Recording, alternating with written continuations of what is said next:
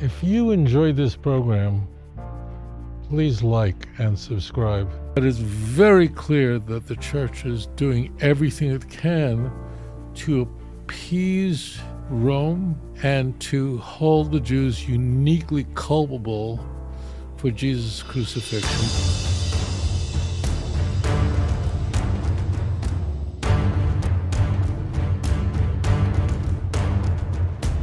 Hi, my name is Janet. I'm calling from Southern California.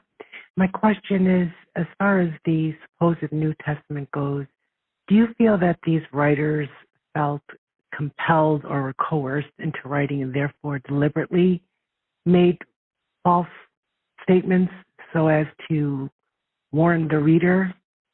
Just curious to know, because if they were under the Roman authority, they might have. Just curious. Thank you. Bye. So I hear two questions. I hear the possibility that the writers of the New Testament were, after all, writing somewhere in the Roman Empire, and they did not want to offend the empire. So they no doubt, and they did, write in a way that would exonerate Rome for any culpability for Jesus' crucifixion and hold the Jews uniquely responsible for the execution of Jesus. And I've talked about this quite a bit, and I discuss it in Volume 1 of Let's Get Biblical, that we can actually trace this by examining the Gospels, more specifically the four passion narratives in the Christian Bible. And you could see that as we move from the earliest of the four Gospels chronologically, Mark the oldest, and Pontius Pilate is certainly not held accountable. We see that in all the Gospels, the Jews are responsible, but the level of responsibility increases for the Jews. The guilt of the Jews increases exponentially. And conversely, the Pontius Pilate is increasingly exonerated. So there's one example. By the time we get to Matthew, the anti-Semitism in chapter 27, the Passion narrative, the Jews openly state that we take his blood upon ourselves and our children forever, and therefore Jesus should be crucified. And Pontius Pilate wants no part of it, and he washes his hands of it. And in Matthew chapter 27, we're introduced to the wife of Pontius Pilate, who also thinks that Jesus is innocent and has a dream telling her that Rome is about to crucify an innocent man. So she and her husband are both protesting for the innocence of Jesus. By the time we come to the book of John, there's a conversation in chapter 19, and that's the Passion narrative. And there you have Jesus having a very lucid, in-depth conversation with Pontius Pilate. There's no parallel to it. And in it, Jesus engages in a short dissertation with Pontius Pilate, assuring him that he is not guilty of any of this, and it was those who gave me over to you.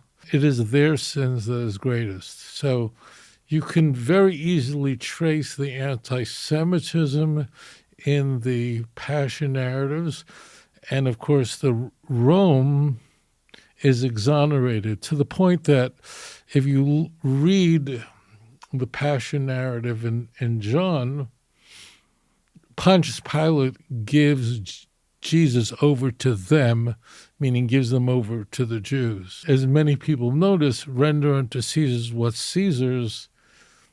Here's another example. Rome is exonerated. It should not surprise any viewer that there are sects of the Christian religion, an Ethiopian sect of Christianity, an Orthodox, this is not fringe, that holds that Pontius Pilate himself was a saint. He committed suicide, just part of their tradition. So that's how far it goes. And moreover, you see in Paul's letters that the Roman Empire is there because God wanted it there. And if you rebel against the empire, you're rebelling against God. And therefore, Paul says that you should fully submit to the empire, not for pragmatic reasons, but because God wanted Rome there. And if you rebel against Rome, you're rebelling against God, which is mind-blowing. According to the book of Acts, Paul was a citizen of Rome. I don't know if that's true.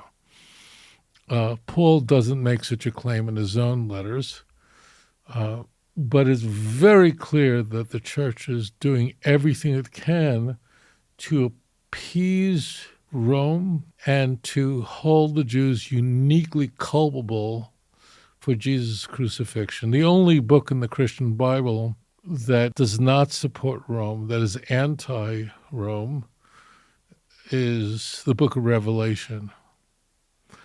So 26 of the 27 books are definitely very pro-Roman, for sure.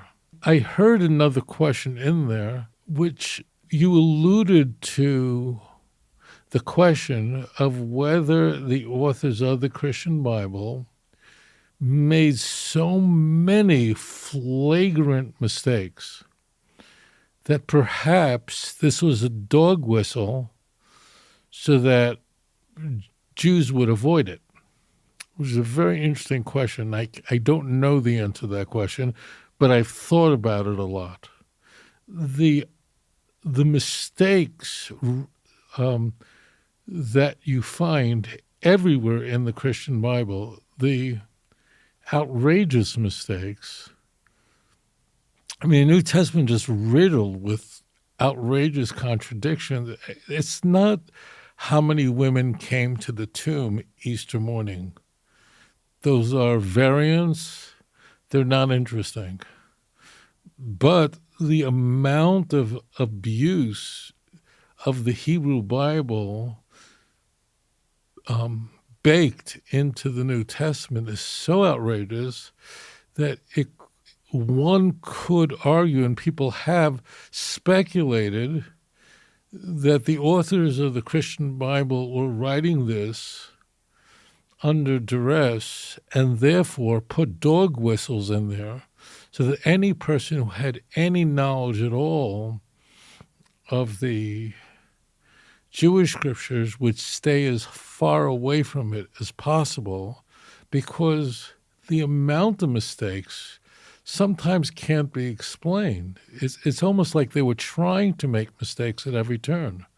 There's almost nothing that is just smooth. I certainly don't know the answer to that question. I certainly think about that a lot, because there are just too many mistakes that are too outrageous, and some of them seem to be vestigial, completely unnecessary. Before we close, heading back to the earlier idea of the anti-Semitism pro-Roman, you even find more anti-Semitism in later Christian literature that did not make it into the canon, thankfully.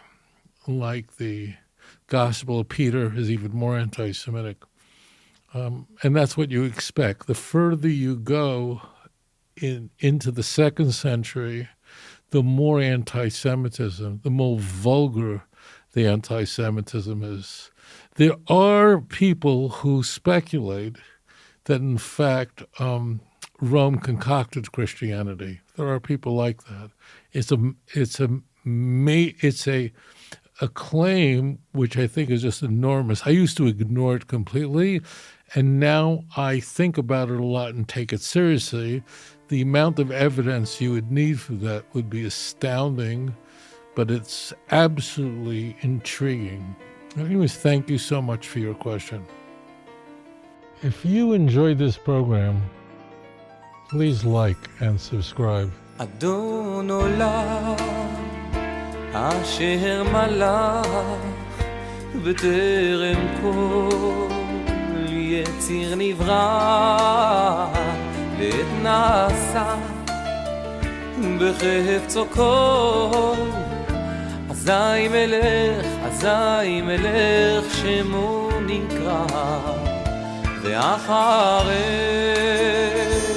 ככלות הכל לבדו ימלוך נורא ווואי